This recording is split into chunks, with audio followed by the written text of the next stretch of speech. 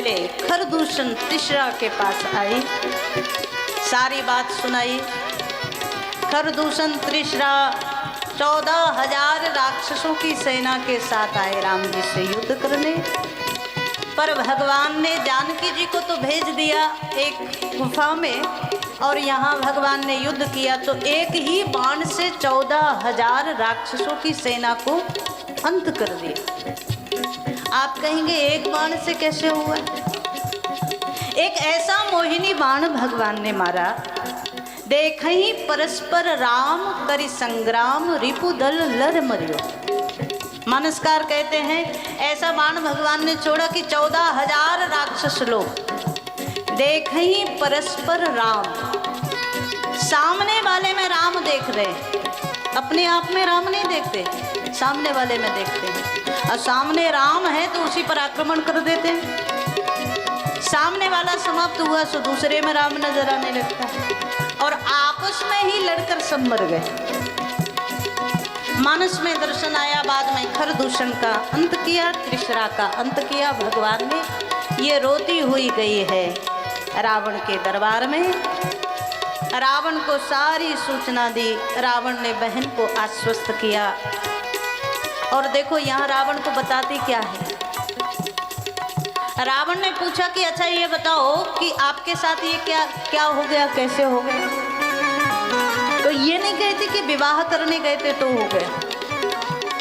इसने कहा मैंने तपस्वियों को देखा, 2 तपस्वी हैं, बड़े सुंदर हैं, पर उनके साथ जो स्त्री है वो बड़ी सुंदर है। स्त्री रत्न की संज्ञा दी शूर्पणखा ने, और मुझे लगा कि स्त्रियों में रत्न उनके साथ है तो वो रत्न तो आपके महल में होना चाहिए ना। तो मैं आपके लिए जब उनकी स्त्री को लाने लगी तभी उन्होंने मेरे ऊपर आक्रमण कर दिया। सीधा सीधा नहीं कहती विवाह कराने गई थी तो ऐसा हो गया। मानस में दर्शन आया, रावण बड़े क्रोध में आया। रावण ने बहन को आश्वस्त कर दिया, लेकिन पूरी रात्रि भर सोचता रहा क्या करूं। सुबह ब्रह्म मुहूर्त में प्रातः काल आया है मारीच के भवन में। अच्छा, कई बार हम कहते हैं, एक क्षण के लिए सोच कर देखो, कहते हैं ना सुबह सुबह अच्छा दर्शन होना चाहिए, भगवान का नाम लेकर उठो, गुरुदेव का दर्शन करो, अपने संतों का शास्त्रों का दर्शन करो तो दिन अच्छा जाता है ना। लेकिन जिसके दरवाजे सुबह सुबह रावण आ जाए और रावण का जैसे दर्शन हो जाए उसका दिन कैसा जाएगा। आज मारीच के घर के दरवाजे रावण, जैसे ही दरवाजा खोला सो रावण सुबह सुबह सामने दिखा। मारीच ने तो सोच लिया कि आज का दिन तो मतलब मैं कह नहीं सकता कैसा बीतेगा। रावण को बुलाया। अब सोचो, जो रावण वेद पढ़हि विधि शंभु पुजावन, रावण सोनिता में।